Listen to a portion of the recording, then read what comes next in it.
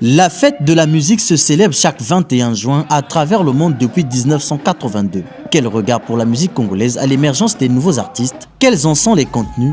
Et quel avenir pour la rumba congolaise, patrimoine immatériel de l'UNESCO face à la musique urbaine? Ces sujets ont intéressé notre rédaction qui a vite dépêché une équipe sur le terrain pour la rencontre des sachants qui suivent de près l'actualité musicale. La sphère musicale fait montre des talents qui émergent bien.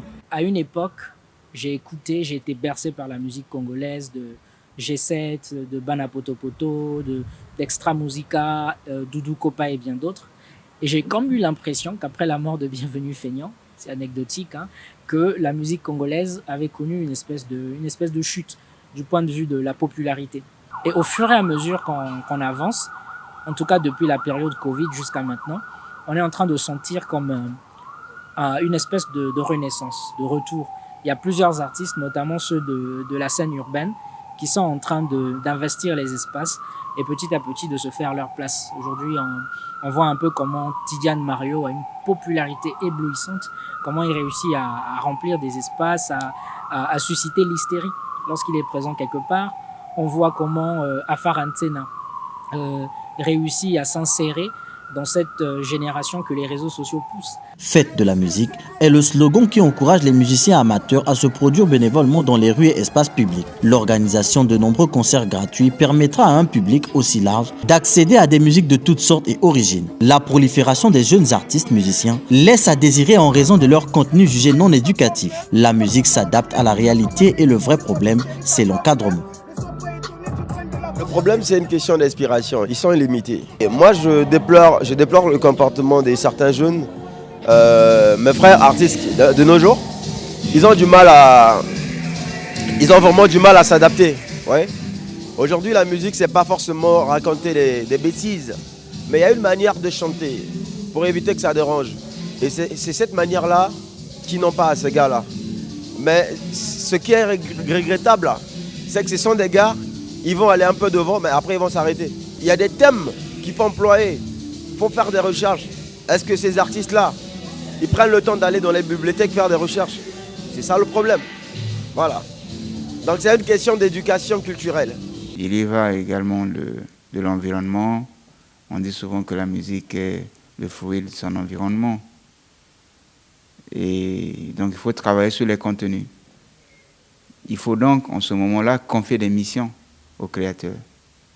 Je ne dis pas qu'on doit influer sur leur créativité, mais on doit leur confier les missions.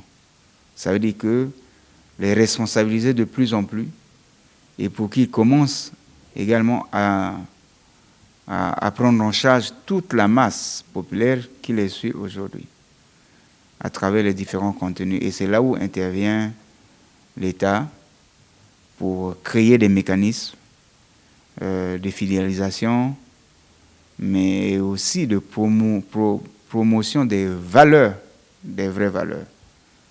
Et cela passe ça peut passer par l'éducation, mais ça peut aussi passer par la politique des prix. Ça veut dire que le prix, par exemple, la création d'un prix de meilleure chanson de l'année, prix de meilleur artiste de l'année. L'arrivée des technologies de l'information et de la communication qui fait tomber des barrières permet la découverte de beaucoup d'autres genres musicaux qui aujourd'hui met en compétition la rumba congolaise. Gervais Ugondaï et Emeraude Kouka pensent que la rumba est la musique mère qui alimente tout genre musical. La rumba congolaise est un peu comme une mère qui, à une époque, a fait son temps, étant jeune fille, hein, comme toutes les femmes, et puis après a vieilli et est devenue la mère qui nourrit les petits-enfants, qui nourrit les jeunes filles, mais qui est aussi cette espèce de femme sage auprès de qui on va prendre des conseils. Il ne faut pas prendre simplement la rumba dans sa forme connue actuellement.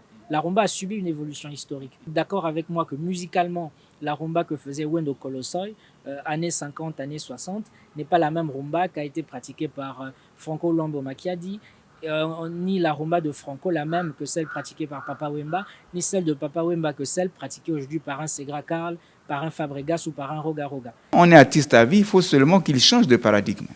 Et c'est vrai que pour certains, ils sont restés plus d'un demi-siècle dans un environnement donné, et un environnement immatériel, c'est un saut dans l'inconnu pour eux.